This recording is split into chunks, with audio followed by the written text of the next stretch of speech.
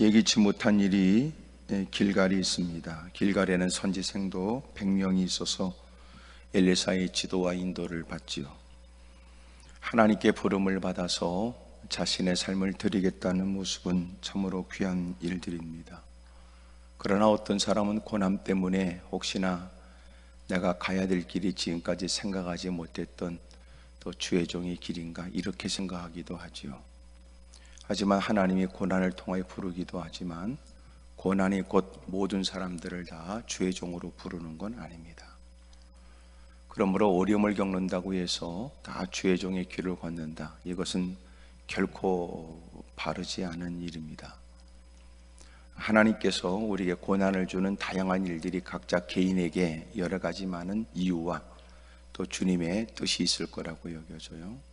그래서 하나님은 고난을 통하여 그로 하여금 하던 일을 중단하게 하시기도 하지만 또 하나님은 하던 일에 또 때로는 새로운 방법을 깨닫게도 하시기도 하고 때로는 하나님은 다른 길로 인도하시기도 하는데 우리가 여러 가지 다양하게 많이 있어요.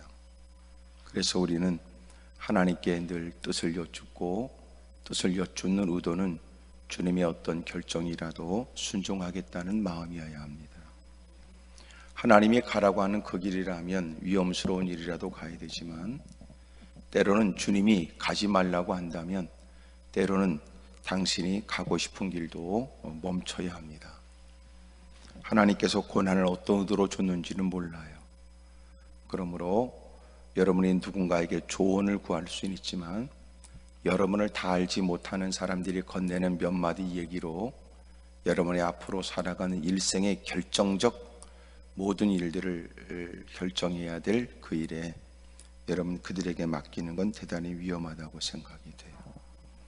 결국은 여러분들이 가야 될 길이니까 어려워도 가야 되고 힘들어도 가야 될 이유가 하나님 앞에서 씨름하면서 보냈던 시간 속에서의 자기 결심, 다짐, 결단이어야 한단 말이에요.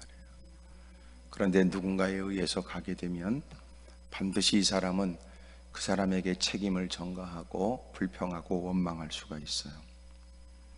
하나님께서 부르셨고 이들은 지금보다 더 혹독하고 어려울 때도 선자의 길을 하나님이 원하시는 하나님의 뜻을 받드는 일에 자신들을 드리게 됩니다. 여러분 그렇게 그것을 결정하는 것도 어렵지만 그렇게 힘겹게 결정했으니까 가는 길은 생각처럼 수월할까요? 그렇지 않아요. 여러분 또 가는 길은 새로운 일을 만나는 거예요. 생활에 권고함이 있을 수 있어요. 육체의 질병도 있을 수 있어요. 외면할 수 없는 가족들을 통한 어렵고 힘든 일을 겪을 수도 있는 거예요. 다양한 많은 일들이 우리에게 있습니다. 그러므로 하나님께 엎드려 하나님 내가 주의 길을 주님의 뜻을 받드는 일은 정말 내가 가야 될 길입니까?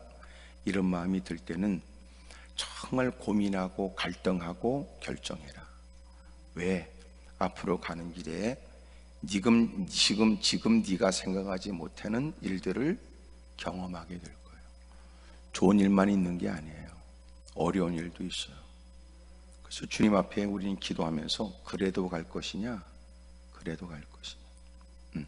주님이 원해서 가기도 하지만 주님이 원해서 가는 길에 핍박과 고난과 시련을 주님이 십자가를 짊어지는 모욕과 수치와 고통을 겪으셨던 것처럼 너도 그래도 가겠느냐? 그래도 갈 것이냐? 여러분 이런 다짐이 안 되면 가다가 넘어질 수밖에 없어요. 그리고 돌아설 수밖에 없고 또 돌아서지 않으면 뭐 할까요? 더러운 짓을 하죠. 사기치고 등쳐먹는 것밖에 더 있어요. 그래서 이 시대에는 주의 종이 많이 필요한 시대가 아니에요. 신실한 주의 종이 절실할 때지. 이단들이 출몰을 하고 이단 사설에 휘둘려서 헛소리에 대는 사람들이 점점 늘어날 때 신실된 주의 종이 절실한 때라고 말해요. 이단들도 여러분 다 기성교회에 간판을 걸고 기성교회가 있다가 다른 교회로 옮겨가면 이것들이 교회라고 그러고 거기 가서 교회 간판 안 띄고 그냥 하는 거래요. 교회 안에 몰래 들어와서 다른 교회에서 신실된 신앙생활 하다가 교회를 옮겨 좀 더 열심히 있는 사람, 밝은 표정, 목적을 갖고 있으니까, 목적을 갖고 들어왔으니까 누구보다도 이목을 끌만한 행동, 많은 사람이 인정받을 만한 행동, 그런 일들을 통해 사람들에게 관심을 받고 또 인정을 받고, 그러면서 서서히 그 교회를 장악할 수 있는 위치에 오르기를 꿈꿔요. 그리고 이제 서서히 전도 열심히 하는 사람이 되려면 뭐예요? 자기 패거리를 새신자라고 그러고 들어오는 거죠. 그리고 서로 교회 안에서는 피차 그런 이단의 무리가 목적을 갖고 그 안에 들어왔다는 걸 감춘 채, 그리고 교회 안에서 서서히 교제하는 듯 하면서, 그리고 무리를 만들죠. 그리고 사람을 자꾸 끌어와요.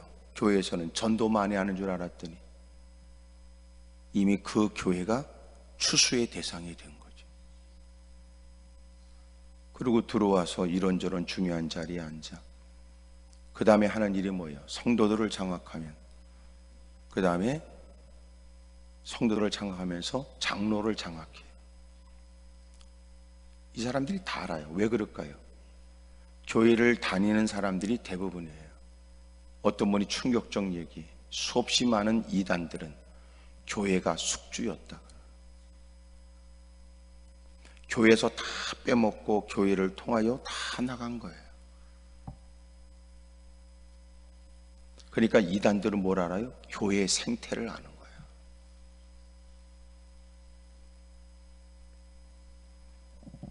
이런 걸 뭘 느낍니까? 목사로서 저는 목사로서 참담함을 느끼는 거예요. 주님이 목사한테 붙여줬더니 결국은 제대로 훈련시키지 못하고 제대로 교육도 못 시키고, 아예 교육이 안 되고 훈련이 안 되면 당신은 우리 교회 교인이 아닙니다 이래야 되는데, 그런 것들을 개떡 같은 걸 장로로 세워주고 권사로 세워주고, 그리고는 이단들 거기 가서 나도 그 교회 어느 교회 기성교회 장로 해먹었다고 그러고 권사 해먹었다고 그러고 교육자도 해먹었다고 그러고, 그리고 더러운 짓을 하고 사람들을 끌어가고. 누구한테 책임이 있어요? 저는요, 목사인 제 자신부터 문제라고 생각해요. 그래서 저는 오래전부터 그런 얘기를 했어요. 그래서 제가 기도원 설교가 좀 싸납다 이렇게 얘기를 한 거예요. 왜? 이게 뭐 예배 드렸다고 우리가 대단합니까? 개떡이나. 무슨 놈의 장난치지 말라는 거예요. 그래서 예배를 드린 만큼 우리는 실제적으로 받은 교육과 훈련에 의해서 실제적으로 우리의 신앙이 드러나야 될 삶의 현장에서 이겨야 된다는 거. 이기지 못하는 개떡 같고 거지 같은 인간들이 쭈그리고 앉아서 보내는 시간과 그런 횟수가 무슨 유익이 돼요? 그래서 제가 이렇게 설교하는 게 약간 좀 말투가 좀 강하죠. 말투가 강한 이유는 여러분이 보통이 아니라는 것을 전제하고, 싸나운 것은 여러분 우리에겐 그렇게 기회가 많지 않기 때문에 더 다구치기 위한 마음 때문에 그래요. 보낸 세월 여러분 부끄러웠으니까 이제는 달라져야 되잖아요.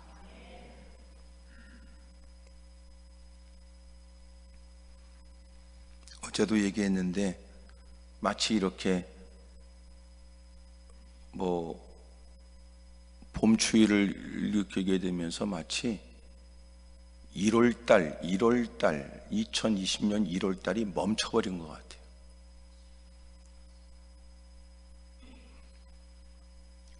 한편은 이해가 돼요. 왜 그렇게 마스크를 써야 되는지, 코로나 바이러스 때문인 것 같기도 하지만 워낙 말들이 많으니까 말하지 말라고 다 마스크를 써야 되는가 보다 이런 생각도 난 들어요.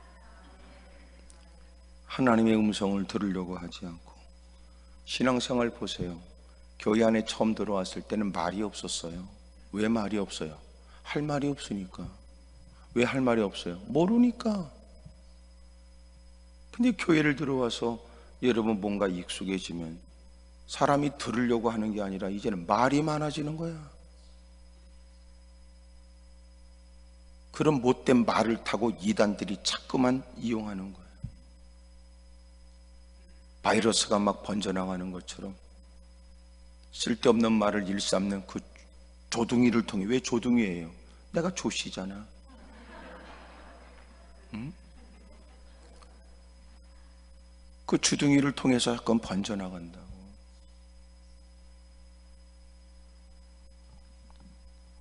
입술을 열면 기도가 되고 입술을 열면 찬송이 되면 얼마나 좋겠어요. 근데 찬송도 없고 기도도 없고, 그리고 헛소리에 확인되지 않는 얘기에 자기 생각까지 덧붙여 못된 짓거리야. 또 교회 안에 들은 것들이 보통 성깔들이 아니거든. 여러분도 역전의 용사 아니야? 워낙 여러분 세상에 시달려서 방법이 없어 하나님께 무릎 꿇은 사람, 아무것도 아니고 하나님의 도움이 절실하다고 그럴 때는 고개를 떨구더니 이제는 뭔가 이래저래 교회 상황을 알고 사람과 피차 친분이 생기게 되면 이 못된 기질이 막 드러나는 거야. 거기다가 하나님도 두렵지 않으니 눈에 뵈는 게 뭐가 있고, 목사님에 대한 권위를 여러분 의도적으로 짓밟으려고 하는 못된 분위기라면, 교회 안에서 여러분 목소리 큰 놈이 인기는 거지 뭘 그래. 헌금을 좀 했다는 것들이 개폼 잡는 거고, 직분이 있다는 것들이 다 휘젓고 다니려고 하는 거 아니에요. 원수막의 밥이지요, 밥. 하여튼 여러분들이 마스크 쓰고 가만히 있으니까 꼭 느낌이 할 말 없으면 꼭 그러는 느낌이 들지만, 마스크 안에서 또 뭐라고 쭈글거리고 앉아있는지 모르지.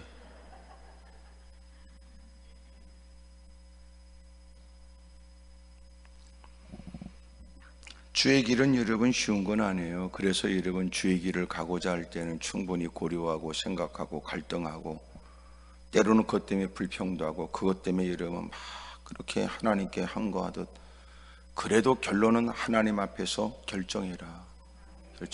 그래도 가야 된다. 그래도 가야 된다. 주님께서 그런 중에도 들려주시는 거, 야, 너 그래도 가겠느냐? 그러잖아요, 서기관이. 저도 주님을 따르겠습니다. 저도 주님을. 야, 너 나를 따르려고 하는 거 충분히 고려해야 돼.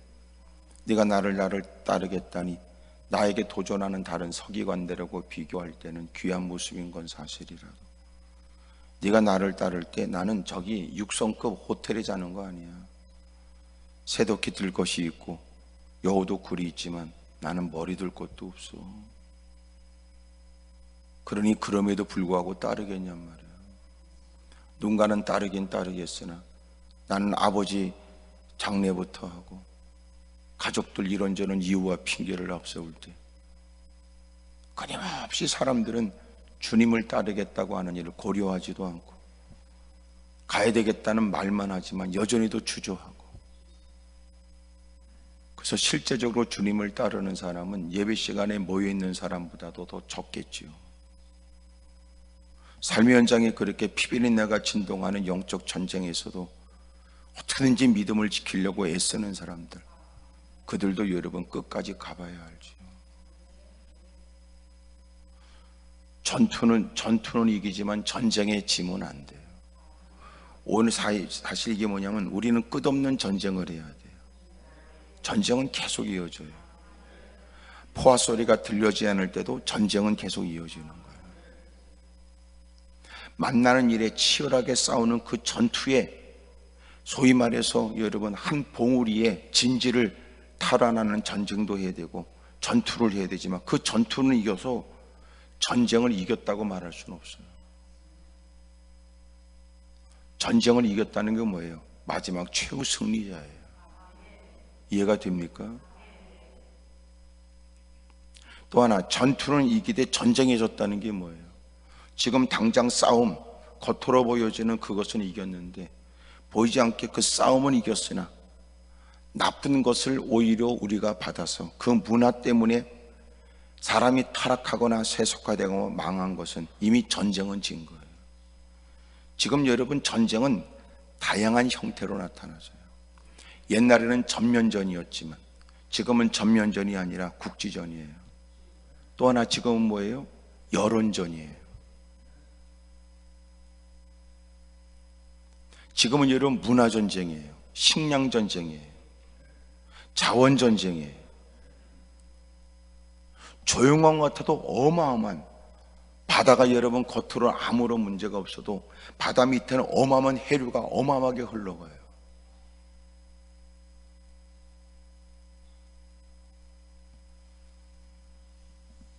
참 가슴 아픈 일이지요. 그러니까 여러분 겉으로 볼 때는 아무것도 아닌 게 아니에요.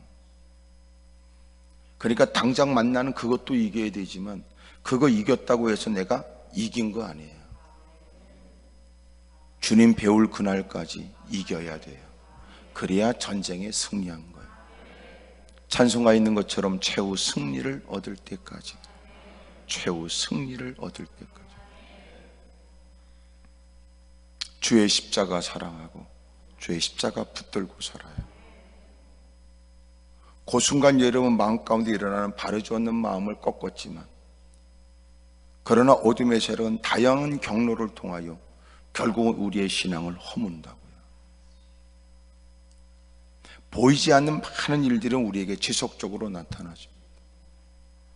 전투를 이겨야 돼요.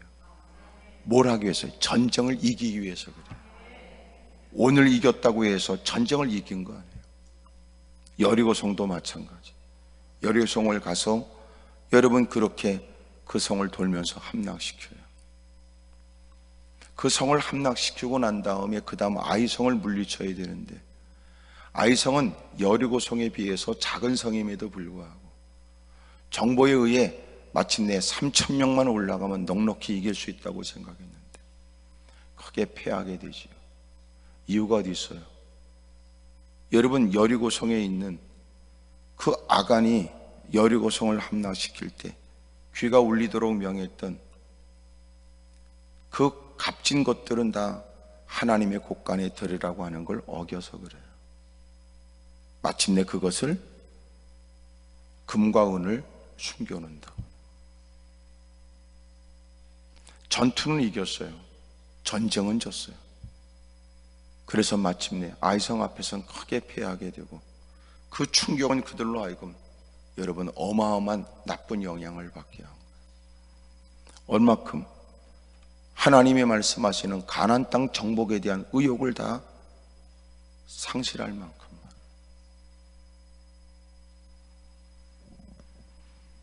언제나 우리가 주의 종으로 부름받는 것도 그렇지만 그리스도인으로 부름받은 것도 마찬가지. 정말 너는 나를 따르겠느냐? 여러분 제자들은 기꺼이 모든 것을 다 버리고 주님을 따라요. 배와 그물도 던져버리고 직업의 자리에 있다가 주님의 부름을 쫓아 직업을 뒤로 하고 그러고 주님을 따라요. 그런 그들에게 주님이 또 말씀하세요. 누구든지 나를 따르려고 하거든 자기를 부인하고 자기 십자가를 짊어져요. 참 어려운 일이죠.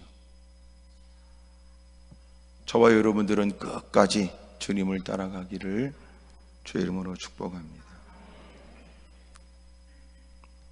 오늘 이 말씀을 드리는 이유가 있어요. 여기 엘리사가 길갈이 있는데 그 길갈은 흉년이 들었고 선지자들, 제자들, 선지자의 제자들이, 선지 생도들이 100명이 거기에 있어요. 이 100명이라는 말은 43절에 보면 그 길갈에서 일어난 일들 중에 하나로서 43절 그 사환이 이르되 내가 어찌 이것을 100명에게 주겠나이다 그래요. 그러니까 이미 선지자의 제자들이 100명이 있는 거예요. 예기치 못한 흉년이 들었고 그래도 길갈에는 100명의 사람들이 여전히 그곳에 있습니다. 어려움을 만나면 하는 게 뭐가 좋을까요? 그 자리를 떠나는 게 제일 좋은 거예요. 마음에 안 드는 사람 어떻게 해결해요? 너 가버려 이러면 제일 쉬운 거예요. 여러분 마음에 서로 갈등이 있어요? 확 찢어져 이러면 쉬울 것 같으죠. 그런데 주님은 어렵고 힘든 흉년의 때에 그냥 길갈이 있게 하는 거예요. 그 안에서 누구보다도 많은 고통과 어려움을 겪는 사람은 제자들이에요.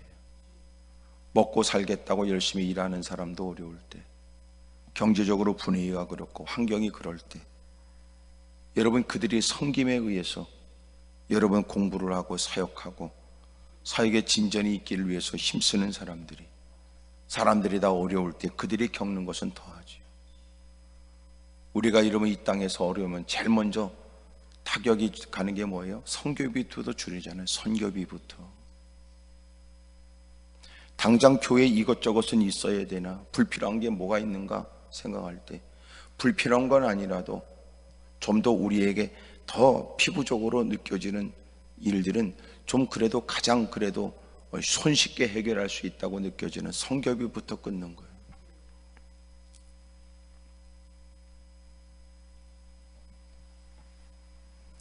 그 땅에 흉년이 들었는데 선자의 제자들이 여전히 100명이 그곳에 있었고 엘리사의 앞에서 여전히도 앉아 있어요. 앉아 있다는 게 무슨 말? 여전히도 그들은 지도를 받는 거예요. 어렵고 힘들 때 우리가 뭐가 중요해요? 힘들고 어려운 건 사실이지만 그래도 변하지 않는 거 있어요. 땅은 변화되고 가지 끝에 맺는 열매는 여러분 달라질 수 있고,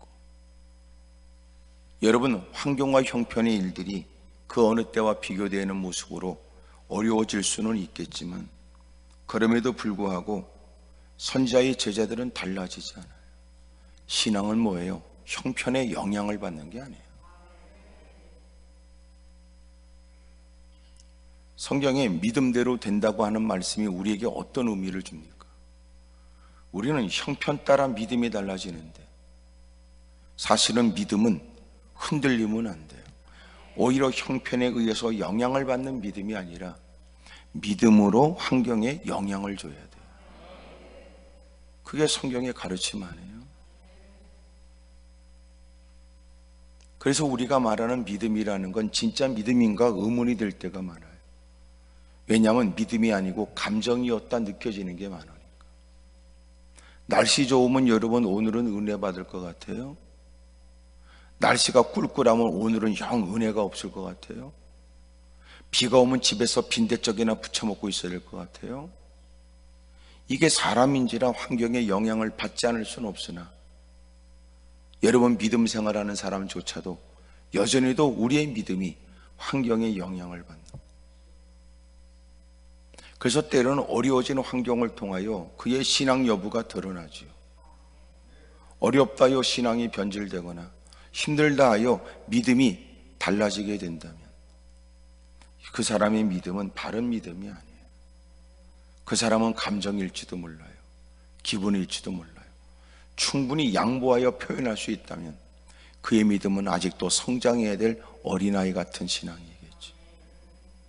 성경의 제자들에게 주님이 누차 여러 번 말씀하셨던 것은 너희 믿음이 이렇게 작으냐라고 주님이 책망하셨던 겁니다. 지근거리에 주님이 하시는 말씀을 들었고 주님의 이루어 주시는 놀라운 기적을 여러분 눈으로 목격했던 그들이지만 그러나 여전히도 그들의 믿음은 변화가 필요해요. 우리의 신앙도 계속 자라나야 돼요.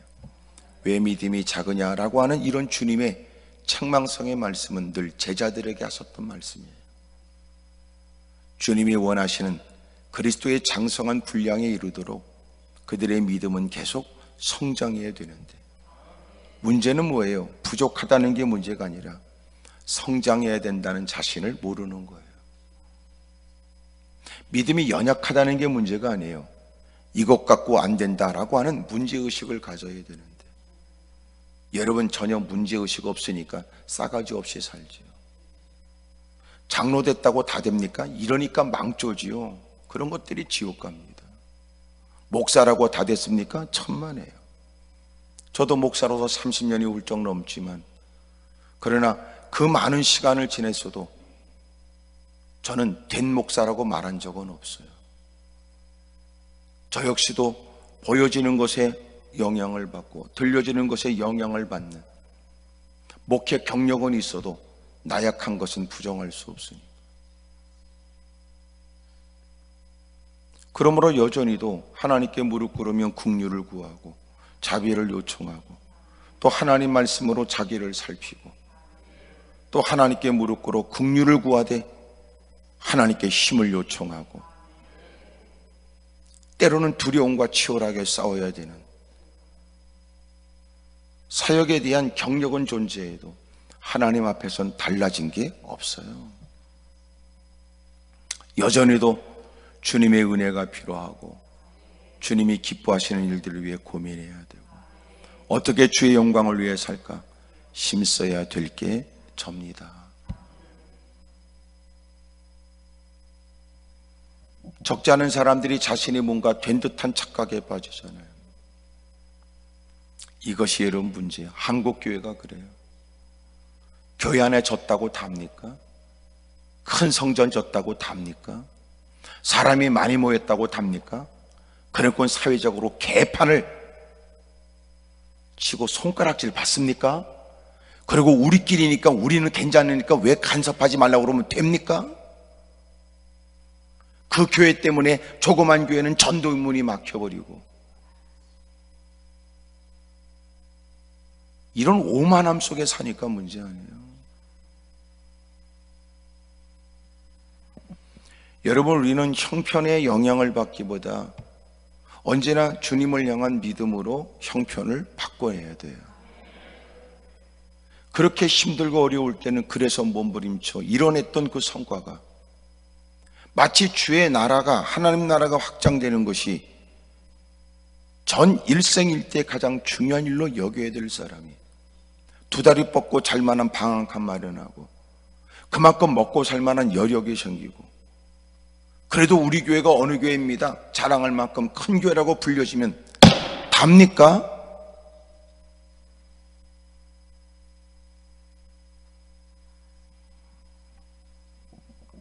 그러니 더 이상은 믿음이 없고 형편 꼬라지로 살지요. 좋은 차 끌고 다니면 퍼먹고 싸돌아다니면 그게 복받은 겁니까? 이번에 1년에 일어나는 모든 일들은 피할 수 없는 일들이라면, 인재에 의한 게 아니고 피할 수 없는 일이라면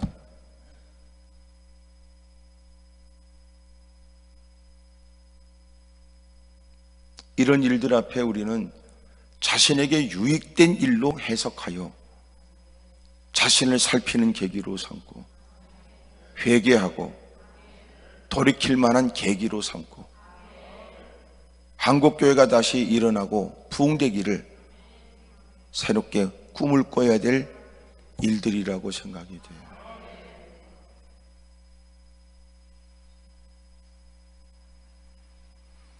어렵고 힘드니까 하나님이 나를 떠난 게 아니고 벅찬 사건은 하나님이 나를 더 이상 도와주지 않겠다는 것 아니냐 원망할 게 아니라 오히려 그렇게 어려움 속에서 하나님이 그동안 하나님을 믿고 신뢰했던 우리의 신앙에 관해 너는 여전히도 나를 믿느냐 이렇게 주님이 우리에게 말씀하시는 것일지도 모른다.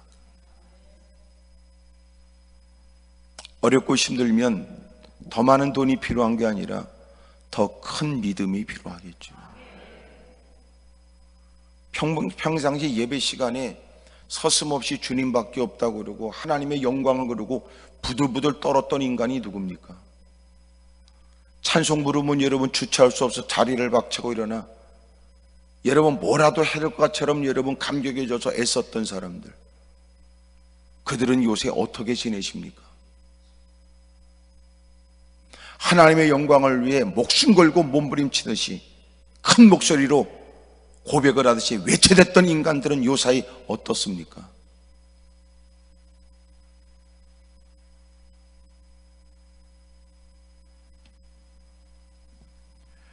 요사이 영편에 여러분 누구라도 다 마음에 우울한 마음이 들기도 하고 내일이 암담하기도 하고 또 어쩔 수 없이 모든 스케줄은 전부 다 멈춰지게 되고 갑작스럽게 일어난 이 모든 원치 않는 일들은 우리를 알고 뭘 해야 될지 모를 만큼 여러분 정신이 혼미해지도록 만들지요. 더 분명하게 십자가가 떠오르거나 더 하나님께 마음을 쏟거나 하나님 말씀대로 살아야 되겠다고 애쓰는 일들이 쉽던가요? 마스크 한 장에 여러분 눈구녕에 불이 붙고, 여러분 그 어떤 것이라도 그 하찮은 것에 여러분 생명이 걸린 것처럼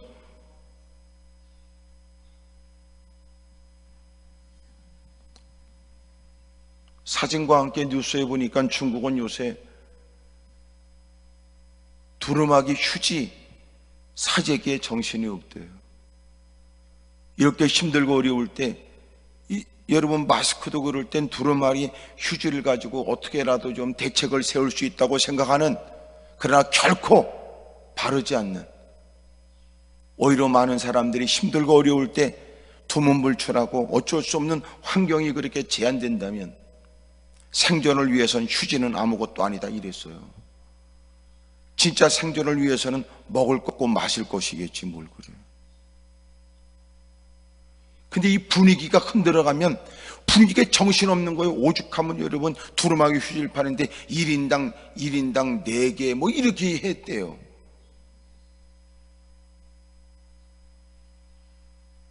전례 없는 일을 겪으면서 전부 다 혼란에 빠진 거예요.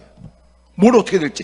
평상시 재난에 대비해서 어떻게 문제를 만나면, 지진이나 여러분 화재나 등등의 이런 문제를 만나면 어떻게 해야 된다는 거 평상시 뻔히 보면서도 기억이 안 나지요. 실제적으로 문제를 만나요.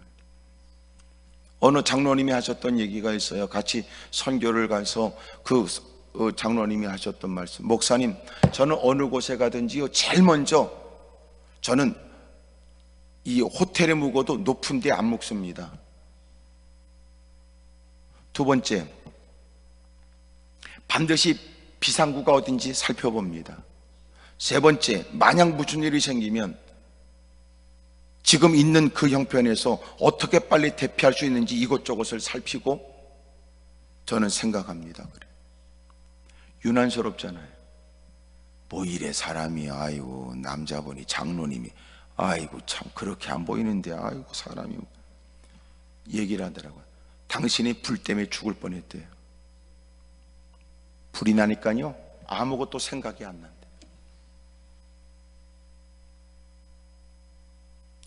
숨을 쉴 수 없는 그 냄새, 앞이 보이지 않는 여러분 연기에, 그 화기에 정신이 없대.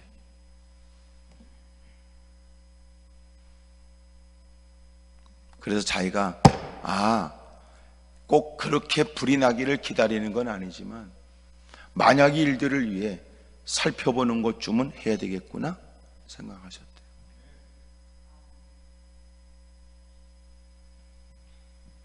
그래서 우리에게는 교육이 끝이 되면 안 되고요, 훈련이 되어야 돼요. 훈련은 뭐냐? 교육의 반복이 되어죠. 몸이 기억하도록 하는 거예요. 몸이.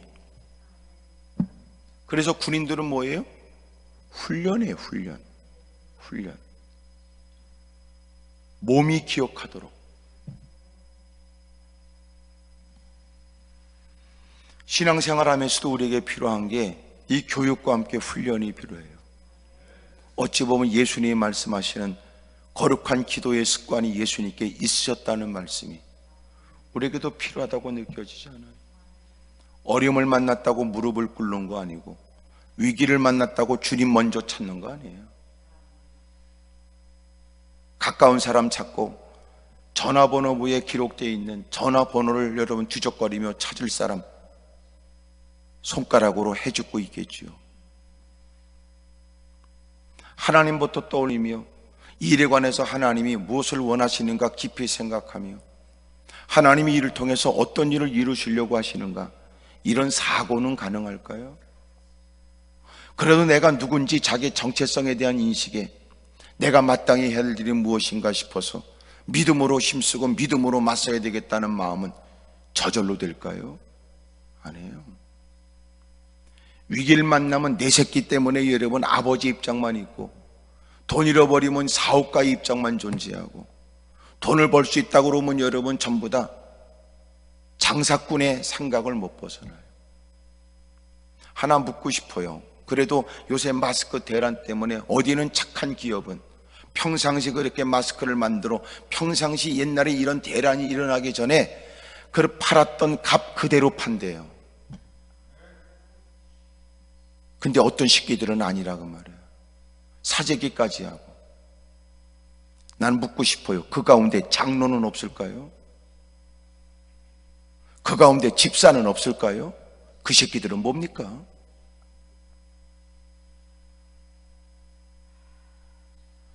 제가 늘 우리 기도원 직원들에게 가르쳐 주는 거예요. 언제나 우리가 누구와 거래하거나 뭘 할 때는 잊지 말거라. 장사하는 사람들은 장사 치라고 잊지 말거라. 겉으로 볼 땐 장로, 권사, 집사 그래도 반드시 돈 몇 푼이라도 거래가 되거나 이권이 딱 생기면 장사칩니다. 기도원에 많은 공사를 하지만, 많은 일을 하지만 나는 지금까지 수없이 많이 경험했어요. 교회 다니는 사람도 때로는 여러분 자기 가족관에 누가 선교사가 있다고 얘기하고 좋은 대화로 여러분 일을 시작했는데 결국은 일이 개판으로 끝나요. 그래서 내가 하는 얘기예요.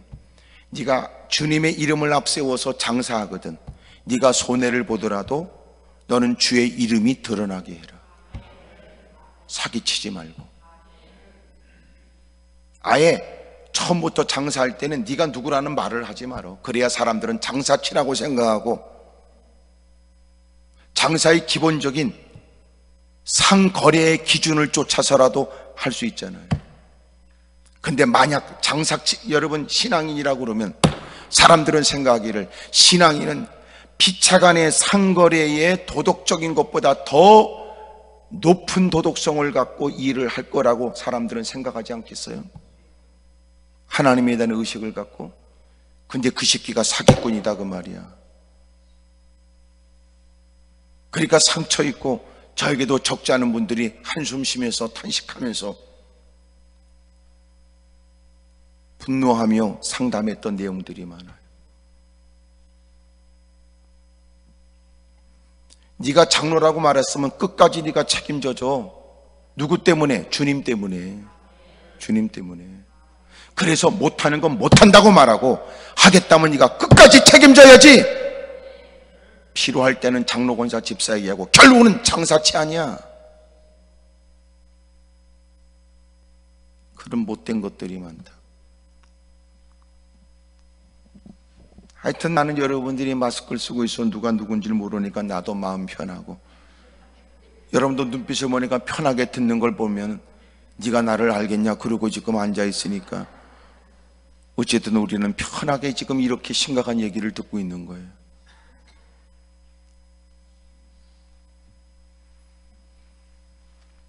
하나님을 모르지 않는다면 형편이 아니에요. 믿음으로 살고 그 형편을 왜 그렇게 그 형편에 왜 그러고 앉았고 왜 그 처지에 왜 그렇게까지 고집스럽게 사냐고 말할지 몰라도 우리는 형편에 영향 주지 않는 믿음으로.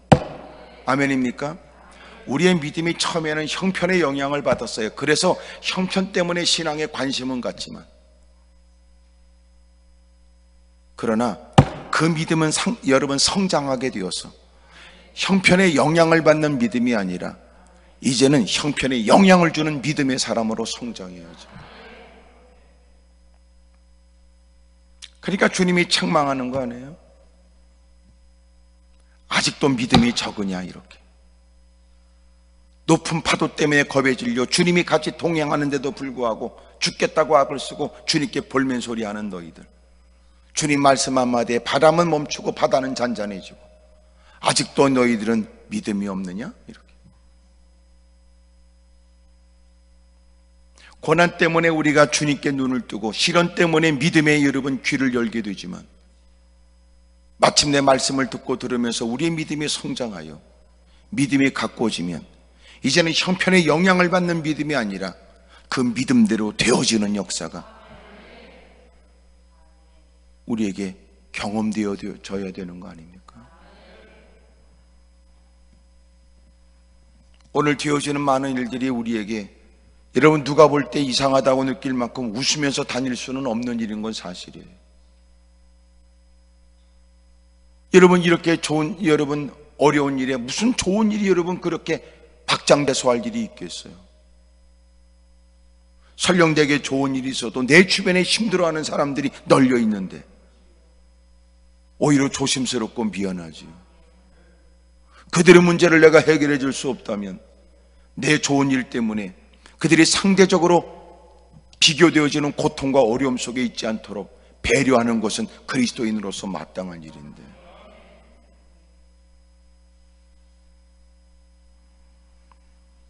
이렇게 이런 분위기가 안 좋을 때, 그러나 우리는 끊임없이 이 분위기에 영향을 받는 신앙이 아니라 이제는 이 분위기도 잠재울 만한 여러분 믿음을 갖기 위해서 힘써야 되고, 첫째, 내 안에 여러분 요동치는 불안과 염려의 마음이 떠나가야 되고, 내 주변에 걱정하고 한숨 쉬는 사람들, 여러분 그들을 위로할 수 있어야 돼요.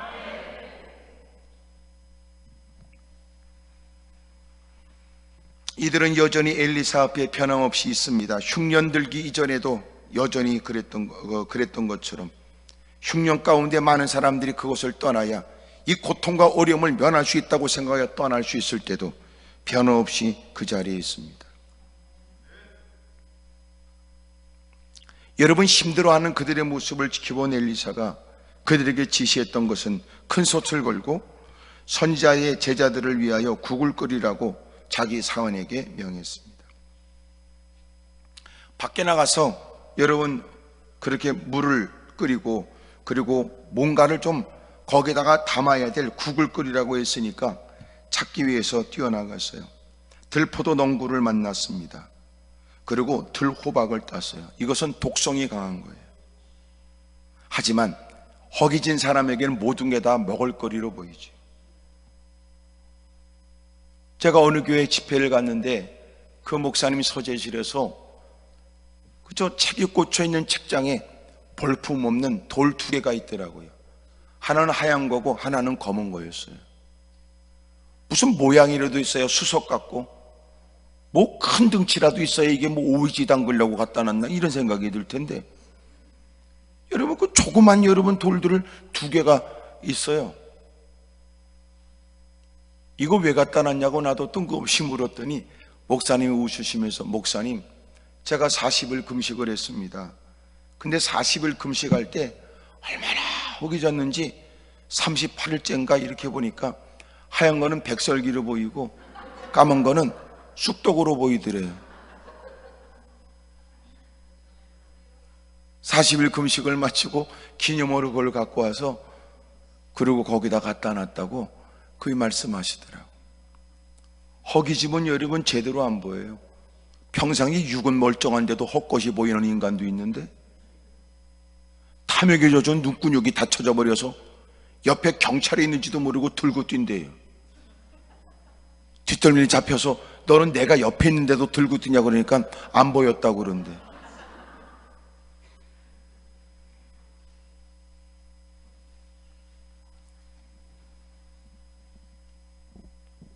여금 허기짐은 여러분 헛게 보일 수밖에 없고, 배고프게 되면 뭐라도 입에 집어넣고 우적우적 씹으면 허기진 배를 채울 수 있다는 생각에 사로잡혀요.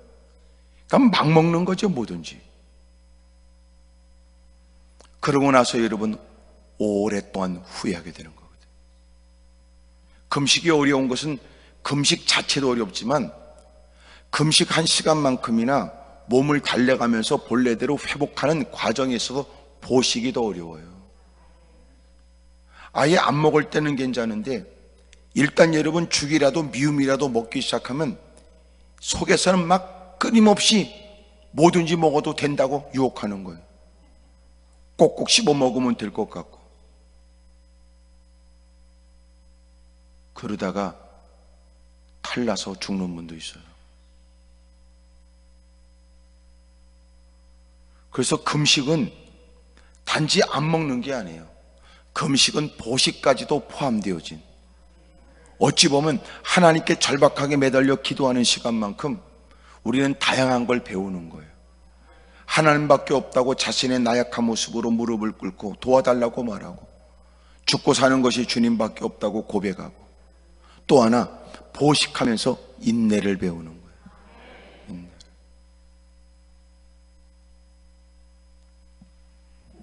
보식 끝나고 나서 여러분 내려가다가 저희 가서 3일 금식하고 내려가다가 짜장면 꽃배기 얼마든지 젊으니까 퍼먹는다고. 절대로 오만입니다. 불신이고.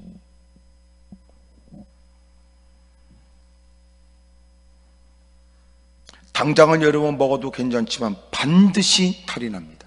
반드시 문제가 있습니다. 후유증이 있습니다. 지금 그래서 여러분 표정은 목사님 그래서 아예 안 합니다.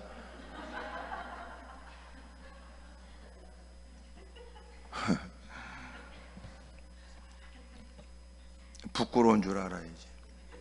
금식 그만 여러분 그렇게 신앙생활을 했는데 예수님도 40일 금식하고 앞섰던 믿음의 사람들을 연약함을 고백하며 공급되어지는 힘으로 세상을 이기길 원하고 성령의 능력 없이는 감당할 수 없다고 느껴져 하나님께 눈물 쏟으며 몸부림치고 애쓰고 있을 때 금식 한 번도 해보지 않는 건 그건 신앙생활을 안 한 거지. 그거는 돈만 생기면 더러운 짓도 뭐든지 다 한다고 그러고 돈만 생기면 여러분 창의적으로 죄를 짓는 인간이 어쩜 여러분 그렇게 하나님의 은혜를 받고 주님을 섬기면서 뭔가 주님이 하셨던 일들을 이렇게 저렇게라도 흉내라도 내보겠다는 마음을 갖지 못하는 게 신앙생활이냐.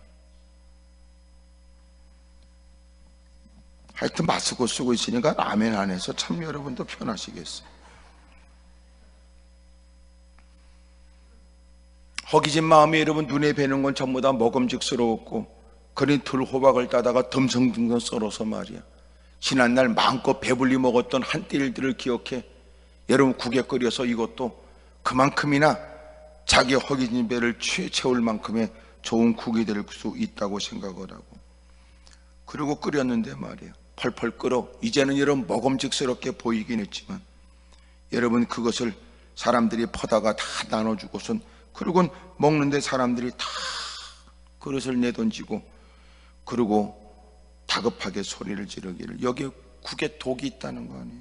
먹을 수 없는 거였어요. 여러분 그렇게 넉넉하게 먹지 못한 처지에 허기진 배에 여러분 그 독성은 그들에게 더 크게 아주 긴급하게 자극했을 거예요. 속에 죽음의 독이 있습니다. 그리고 사람들은 능히 먹지 못하게 돼요. 그러자 엘리사가 그런 일에 여러분 그들처럼 동요하지 않고 가루를 가져오라고 했는데 그 가루가 뭔지는 몰라요. 여기 가루라고 했는데 무슨 가루라고 말하지 않는 걸 보면 오늘도 우리가 이상한 짓 할까봐 무슨 가루인지 안 알려준 것 같아요. 또 무슨 가루인지 얘기했으면 또 놀라운 건 바이러스가 오지 않도록 집 밖에다가 이렇게 또 줄 쳐놓지 않겠어요? 그 밀가루로 하여튼 무슨 가루인지 모르지만 그 가루로 여러분 국 끓여 먹으면 이런 병에 안 걸릴 거다 뭐 이런 생각은 또 하지 않을까요? 참 엉터리 같은 사람이 있으니까. 중요한 건 가루가 문제가 아니지 주님이 그들이 먹을 수 없는 걸 먹도록 주님이 도와준 거죠. 가루를 가져다가 솥에다 뿌렸는데 놀라운 건 그곳에 독이 없어지고 오히려 그곳으로 허기진 배를 채울 수 있었다 이렇게 얘기를 해요. 사랑하는 여러분, 형편이 아니라 믿음으로 살면 주님은 형편에 공고한 사람을 돕는 게 아니라 믿음 있는 자에게 은혜를 주세요. 형편에 의해서 영향을 받았던 어린아이 같은 신앙에서부터 이젠 벗어나서 하나님 내게 믿음을 주세요.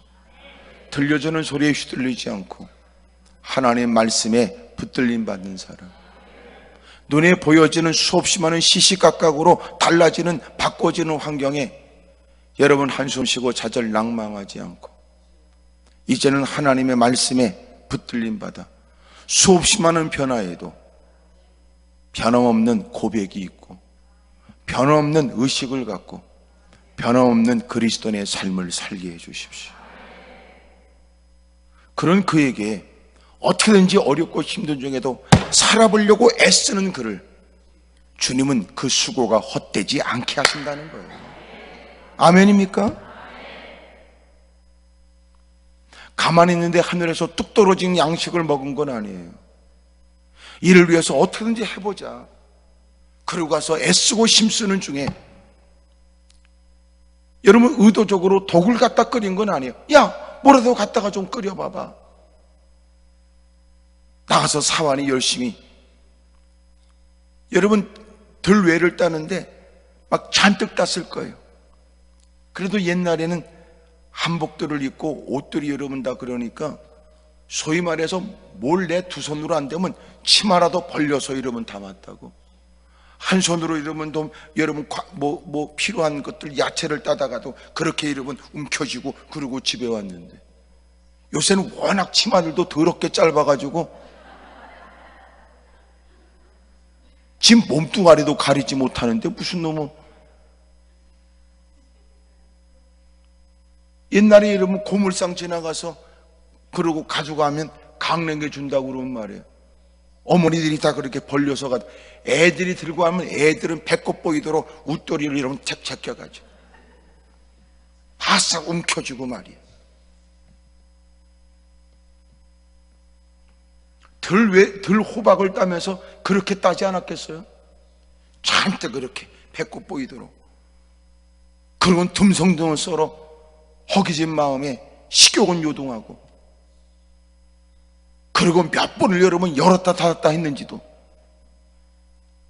그런데 그곳에 독이 있어 먹지 못하다는 것을 국을 떠다가 여러분 첫 숟갈을 뜨고 나서야 사람들은 깨달았어요. 전혀 그런 일에 미동도 하지 않고 가루를 뿌리라고 앉아 독은 없어지더니 허기진 배를 채우는 좋은 식사가 됐다는 거예요. 오늘 저와 여러분도 이제는 형편에 여러분 늘 끌려다니는 휘둘리는 신앙에서부터 이제는 그 형편을 압도하는 믿음이, 형편을 바꿔버리는 믿음이 되기를 축복합니다. 이거 기도할 일이네. 이거 두려워할 일이 아니고, 두려워한다고 해결되죠. 이건 낙심할 일이 아니고, 낙심한다고 해결될 일이 아니고, 이거 하나님께 기도할 일이지. 기도가 잘한데? 그럼 우리 모여서 이렇게 기도라도 좀 하자. 때로는 너무너무 공부하고 힘들어. 그러면 예배 자리에 뛰어나가서 내가 혼자 있으면 별 망상을 다 하고 혼자서는 별 생각 다 하고, 겨우 여러분 텔레비라도 킨다고 딱 키면 코로나 때문에 긴급 뉴스밖에 없어. 더 화딱지나고 뿔따고 나고. 내가 이러고 있을 게 아니지. 그래도 가서 예배를 드리는 틈바구니라도 끼어서 앉아 있으면 말씀을 들으면서 나쁜 생각은 안 하니까, 더불어 모여서 열심히 몇 마디라도 기도하면 내 마음의 불안도 떠나가요. 아무리 여러분 어마어마한 먹구름도, 내가 볼 때는 거센 바람이 불면 여러분 먹구름도 물러가지 않겠어요?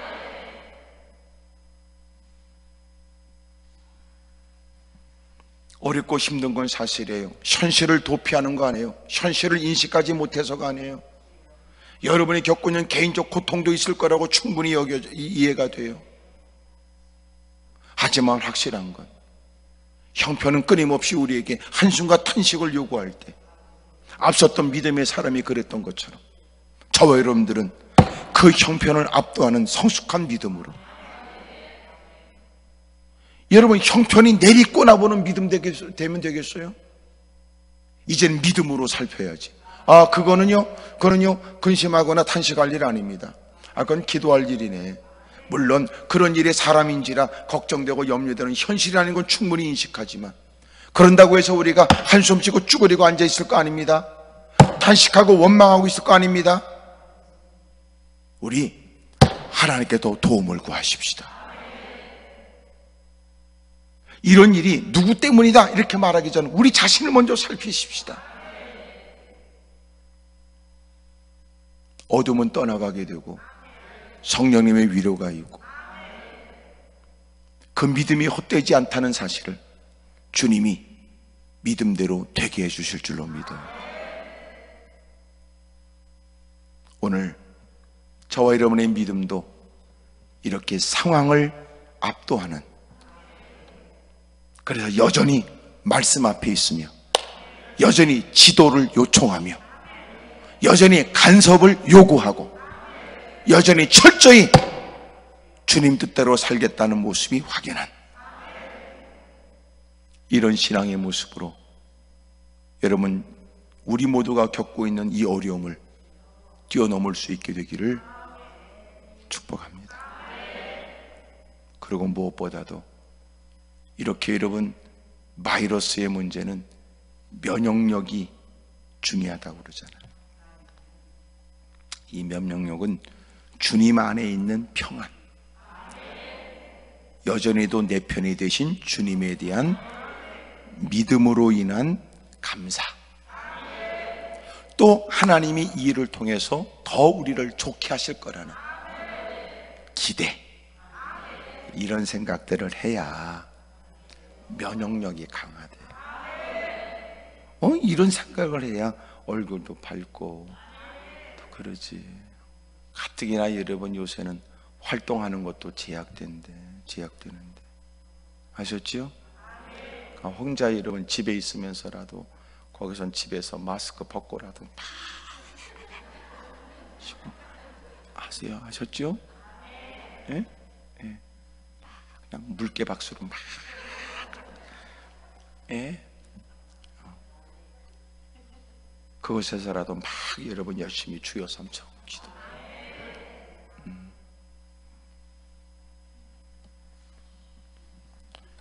여러분 어렵고 힘든 일을 우리가 겪었지만 그래도 대한민국은 참 여러분 전례를 볼 수 없는 어려운 일을 겪지만 그래도 대한민국은 그 고비와 어려움을 극복하면서 여기까지 왔잖아요. 여러분 이길 수 있어요. 충분히. 그러므로 우리가 이 모든 일에 두려움을 몰아내고 또 주님을 믿는 믿음으로 이 형편과 상황을 살필 수 있기를 바랍니다. 기도하겠습니다. 무릎을 꿇고 기도하시고, 여러분 특별히 여러분이 입을 열어 말할 때는 다 마스크를 쓰셔야 돼요. 그리고 여러분 조용한 음성으로라도 기도하세요. 조용한 음성으로라도 하나님 우리를 도와주십시오. 제게 믿음을 주십시오. 이제는 형편에 끌려다니고 형편에 좌우되는 신앙이 아니라 매상이 늘어나면 또 믿음이 좋아지는 듯하다가 매상이 적어지면 또 신앙이 또 변질돼 버리고 이러면 안 된단 말이에요. 하나님 제 믿음의 변화가 있게 해주세요. 우리 한번 통서로 기도합니다. 사랑과 은혜가 많으신 아버지 하나님,